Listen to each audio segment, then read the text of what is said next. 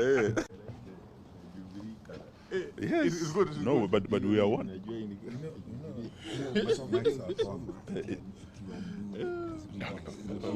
I'm told the mic is on. You should have read the half, and the mother read the balance.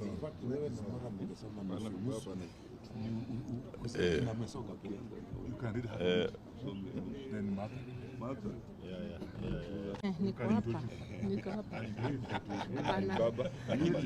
You can start, then I finish. No, you can do half, then I do the other half. Oh, the mic is on.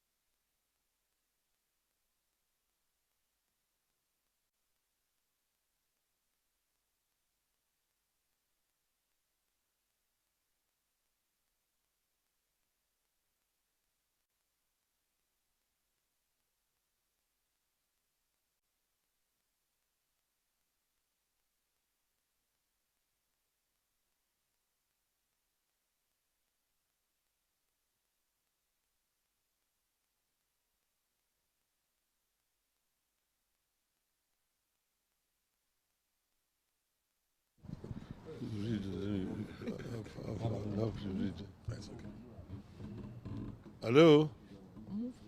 You ready? Yeah, that's it. Huh? Yeah. Okay. It was the first meeting of Azimio Summit this year. And as you can see, Azimio is all here, except Honorable Kalonzo Musyoka, who is out of the country. He's traveling to South Sudan today. That's why he's not here. There's been a lot of speculation in the media. Oh, Azimio is splitting. Azimio is convening meetings which have not been held, and so on and so forth. That is all trash, media propaganda. So we have got a statement which is going to be read here by Honorable Eugene Wamalwa and Madam Martha Karua. Eugene. Thank you. Ladies and gentlemen of the press, this is our statement from the Azimio Summit, and it's titled Azimio Marches On. The summit, which is the top decision-making organ of Azimio La Umoja, One Kenya Coalition Party, has held a meeting today under the chairmanship of the Right Honorable Raila Odinga. Being the first this year, the meeting focused on 4 main agenda items, namely review of the previous year, briefing on the government's budget-making process, position on public interest litigation, and the way forward. In attendance, as you can see before you, apart from our leader, we have his deputy, the Honorable Martha Karua, yours truly, Honorable Mwangi Wairia, Honorable Wycliffe Oparanya, Honorable Peter Munya, Honorable Jeremiah Kioni, Honorable Nderitu Mureithi, Honorable Wajakoya, and Honorable Opio Wandae. Absent with apology was the Honorable Stephen Kalonzo Musyoka, who's currently in the Sudan for other engagements, but who spoke to our leader this morning and sent his apologies. And the meeting has gone on with his blessings, and his views have been incorporated in the resolutions that we'll be reading to you shortly. After lengthy deliberation, the summit resolved the following. Azimio remains satisfied with its activities that were able to focus on the excesses of the Kenya Kwanza regime that has made life miserable for the greater majority of Kenyans.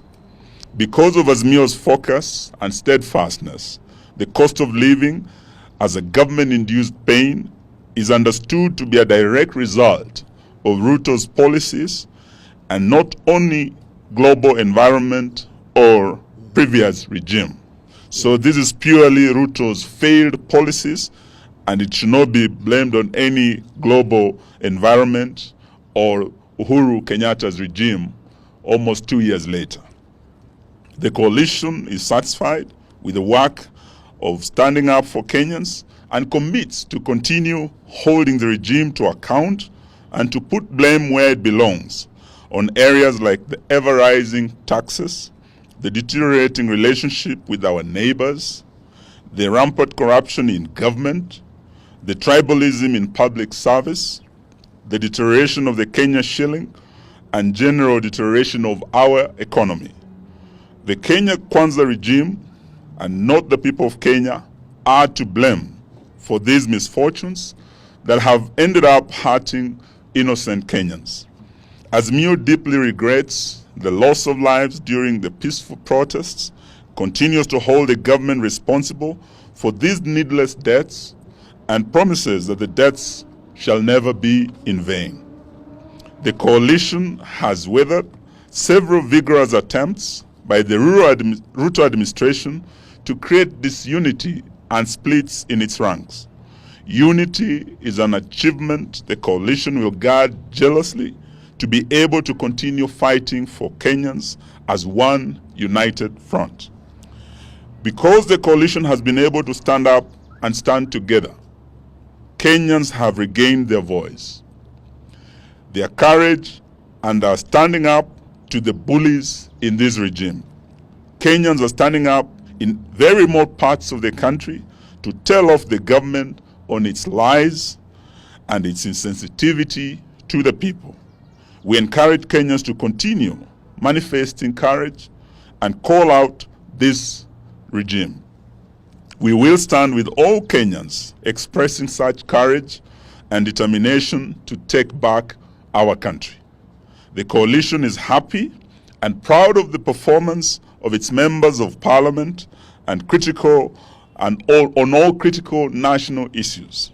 When it has mattered, even where the members have been outnumbered, they have expressed themselves clearly and candidly on such issues as the Finance Act 2023, and Kenyans will remember that there were 88 loyal members of Azimio who stood with them, and there are 176 who voted yes, and that is why they are suffering today. Kenyans will remember their voices also of Azimio legislators on the housing levy, on the deployment of the police to Haiti, and the general state of the economy. Over time, we have been vindicated. May I now invite my senior, the Honorable Martha Karua, to read the rest of the statement. Thank you very much. The summit had a robust discussion on strengthening Azimio and its constituent parties. The coalition partners have been able to agree on fundamental strategies and tactical positions. We agreed that the coalition is only as strong as its constituent parties. The summit, therefore, reaffirmed its commitment to the renewal and strengthening of all the constituent parties through various activities, including members' recruitment drives, delegates' conferences, PGs, and NEC meetings. All constituent parties have committed to pursuing a common program of action that addresses the challenges the country is going through, and that also help to advance and defend the gains of democracy. Azimio remains one and is here to stay, committed to shared values that include accountability, integrity, public participation, good governance, respect for the Constitution and rule of law, social justice, and non-discrimination. On public litigation, the summit agrees that the cases coming up under public interest litigation address fundamental concerns in which Kenyans feel overlooked, mistreated, and ignored by a regime steeped in impunity and unilateral actions. Some of the cases include the Jubilee Party case and the ruling by the Speaker of the National Assembly forming multiple parliamentary groups within this particular political party, that is Jubilee. This is a real threat to the foundations of our attempts to create a strong multi-party democracy. It threatens to return Kenya to a single-party era. The housing levy is a threat to livelihoods and incomes in the same way the plan to unilaterally sell public assets without the participation of the owners who are the people of Kenya. We will stand in solidarity with the petitioners in the public interest litigation cases on these issues. Azimio stands for the rule of law and supports the need for an independent and professional judiciary. Subsequently, we demand that the Kenya Kwanza regime must keep its hands off the judiciary. We take note of the support expressed by the United States government for the Ruto regime to appeal against the ruling on the deployment of police to Haiti. It is our hope that all parties shall respect the independence of the judiciary and that foreign interests will keep off our national affairs. Azimio remains on the way forward. Azimio remains extremely disturbed by the worsening cost of living, the ever-rising and reckless taxes by Zakayo, the collapsing national currency, the chaos in the education sector, the tribalism in public service, and the return of mega corruption.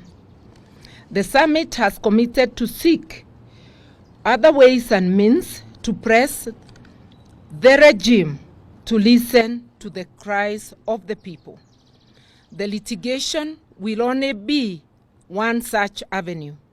Other ways are being worked on, whose ultimate goal is to force the regime to be sensitive to the tribulations of the people and to enable the people to take such steps as they may deem necessary, remembering that they have the residual power and sovereignty for the people to be able to rid themselves of this yoke put by the regime. Just like the donkey spoke to Balaam in the Bible, the donkey is now telling Zakayo, enough is enough. We thank you. Thank you very much. Thank you very much. Thank you. Thank you very much.